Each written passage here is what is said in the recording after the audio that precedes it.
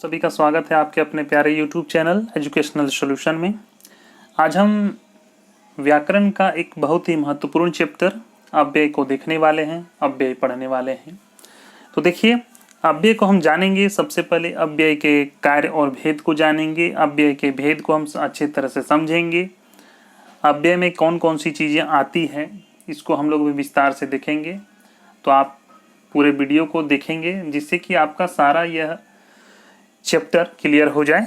और अगर आपको यह मेरा वीडियो पसंद आता है तो आप लाइक ज़रूर कर दें, और चैनल में पहली बार आए हैं तो सब्सक्राइब कर लें।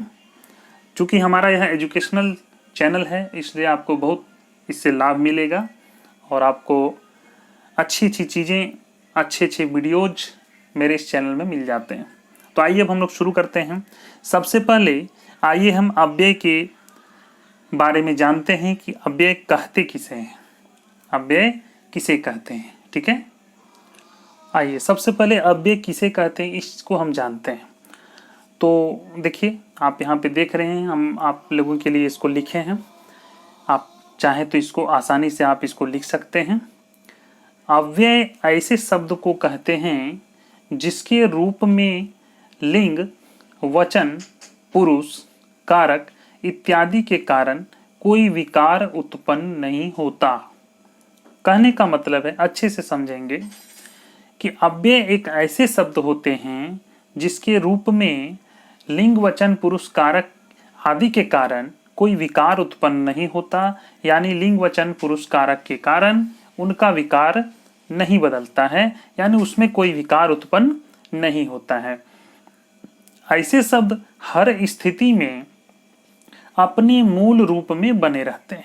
यानी ऐसे जो शब्द होते हैं ना, वो चाहे किसी भी प्रकार का वाक्य हो, किसी भी प्रकार का कंडीशन हो, वो अपने मूल रूप में बने रहते हैं। यानी उसका हम रूप नहीं बदल सकते। चूंकि अव्यय का रूपांतर नहीं होता है इसलिए ऐसे शब्द अविकारी होते हैं। अब इनको अविकारी क्यों कहते हैं? अविकारी इसलिए कहते हैं कि अव्यय जो होता है उसका रूपांतर नहीं होता है, यानी अपने रूप में बना हुआ रहेगा, उसमें कोई विकार उत्पन्न नहीं होगा। चाहे वो लिंग के कारण हो, या वचन के कारण हो, या पुरुष के कारक या कारक के कारण हो, यानी किसी भी परिस्थिति में किसी भी कारण से उसमें कोई विकार उत्पन्न नहीं होता है और हर हाल में वह अपने मूल रूप में बने रहते हैं और उनका रूपांतर नहीं होता है। इसलिए हम उनको क्या कहते हैं?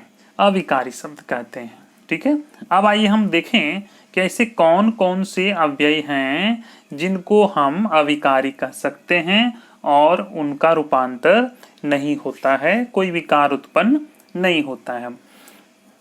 जैसे जब, तब, अभी, उधर, वहां, इधर, कब, क्यों, वाह, आह, ठीक, अरे, और, तथा, एवं, किंतु, परंतु, बल्कि, इसलिए, अतः, अतएव, चूंकि, अर्थात आदि।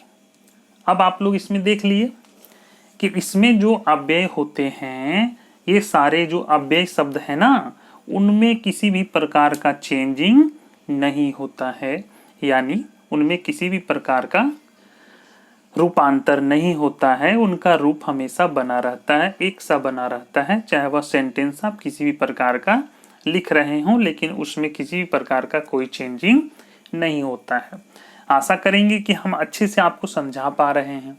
यदि आप अव्यय का पूरा अच्छा से समझना चाहते हैं तो वीडियो को लास्ट तक देखिएगा। चूंकि छोड़ने से क्या होगा कि बीच में कुछ भी छूट सकता है जो कि आपके एग्जाम के लिए आपको लॉस दे सकता है। चूंकि आपका क्वेश्चन छूट सकता है, तो आप पूरे वीडियो को आप एंड तक देखेंगे और वीडियो को पसंद करेंगे तो मुझे पता है कि आप लाइक भी जरूर करेंगे। अब देखिए, अव्यय के अंतर्गत क्रिया विशेषण, संबंध बोधक, समुच्चय बोधक और विस्मयादि बोधक का स्थान आता है। मतलब क्या कहने का मेरा मतलब है कि इस अव्यय के अंतर्गत हम लोग क्या क्या चीज रखते हैं? क्रिया विशेषण को रखते हैं, संबंध बोधक को रखते हैं, समुच्चय बोधक को रखते हैं और विस्मयादि बोधक को रखते हैं। यानी इन चारों का ही इसमें स्थान होता है। तो ये आपका हो गया कि अव्यय किसे कहते हैं। ठीक है, अब हम इसको आगे से और थोड़ा सा विस्तार से आपको बता रहे हैं, आप देखते रहिए ध्यान से इसको। अब इसको हम लोग इस तरह से समझते हैं। देखिए, जैसे अभी हम आपको बताएं कि कौन कौन सा अव्यय है, उसको हम 4 पार्ट में बांट दिए। ठीक है, 4 पार्ट में बांट दिए टोटल को। एक को हम रखें कालवाचक अव्यय में, दूसरा को रखें स्थानवाचक में, तीसरा है दिशावाचक अव्यय और चौथा है स्थितिवाचक अव्यय। यानी कहने का क्या मेरा मतलब है कि जो भी हम अव्यय का शब्द आपको बताए, उन शब्दों को हम 4 रूपों में बांट दिए, यानी 4 सेक्शन में उसको बांट दिए। इसको एक एक करके आप समझिएगा विस्तार से। इसको हम कैसे आपको इसको हम एकदम क्लियर करके इसको समझाते हैं, एक एक करके हम आपको समझाते हैं। जैसे सबसे पहले आता है, मान लीजिए कि कालवाचक अव्यय। तो कालवाचक अव्यय जो होता है ना, इसमें समय का बोध होता है, इसमें समय का बोध होता है। जैसे आज, कल, तुरंत, अब, पीछे, पहले, जब, तब, कभी कभी, कब, अब से, नित्य, जब से, सदा से, अभी, तभी, आजकल और कभी। यानी इतना सारा हम बता दिए आपको कालवाचक में। जैसे 4 हम लिखे हैं ना, तो 4 के अलावा हम और आपको बता रहे हैं। 4 के अलावा और भी जैसे मान लीजिए कालवाचक में आपका आएगा, तो आप सुन के चाहेंगे तो आराम से इसको लिख लीजिएगा। जैसे मान लीजिए हम एक बार और पढ़ देते हैं आराम से, धीरे धीरे आप उसको नोट कर लीजिएगा। आज, कल, तुरंत, पीछे, पहले, अब, जब, तब, कभी कभी, कब, अब से, नित्य, जब से, सदा से, अभी, तभी, आजकल, कभी। अब इसको आप मान लीजिए कि एक वाक्य लेना चाह रहे हैं, कालवाचक अव्यय का एक वाक्य लेना चाह रहे हैं कि अब से ऐसी बात नहीं होगी, अब से ऐसी बात नहीं होगी, ऐसी बात सदा से होती रही है, वह कब आया मुझे पता नहीं। तो इसमें आप क्या देख रहे हैं? पहला हम बोले अब से ऐसी बात नहीं होगी, तो अब से इसमें आप देख रहे हैं कालवाचक अव्यय। दूसरा हम बोले कि ऐसी बात सदा से होती रही है, ऐसी बात सदा से होती रही है, सदा से। वह कब आया मुझे पता नहीं, कब, ये सारा जो होता है ना, वो कालवाचक अव्यय होता है। एकदम शॉर्ट में आपको हम समझाएंगे, लेकिन बहुत कुछ आपको हम कम समय में ही बता देंगे। दूसरा नंबर आता है स्थानवाचक का। तो स्थानवाचक जो अव्यय है ना, इसमें स्थान का बोध होता है। इसको आप आसानी से याद कर सकते हैं। स्थानवाचक मतलब स्थान का बोध होता है। जैसे यहाँ, वहाँ, कहाँ, जहाँ, यहाँ से, वहाँ से, इधर, उधर। ठीक है, जैसे आप मान लीजिए कह दीजिएगा वह यहाँ नहीं है, वहाँ कोई नहीं है, वह कहाँ जाएगा, जहाँ तुम हो वहाँ मैं हूँ। तो यहाँ पे जो हम सेंटेंस अभी पढ़े कि वह यहाँ नहीं है, तो इसमें यहाँ। दूसरा पढ़े कि वहाँ कोई नहीं है, इसमें वहाँ। वह कहाँ जाएगा, इसमें भी कहाँ। जहाँ तुम हो वहाँ मैं हूँ, तो जहाँ और वहाँ ये आपका स्थानवाचक अव्यय में आता है। तीसरा आइए दिशावाचक अव्यय।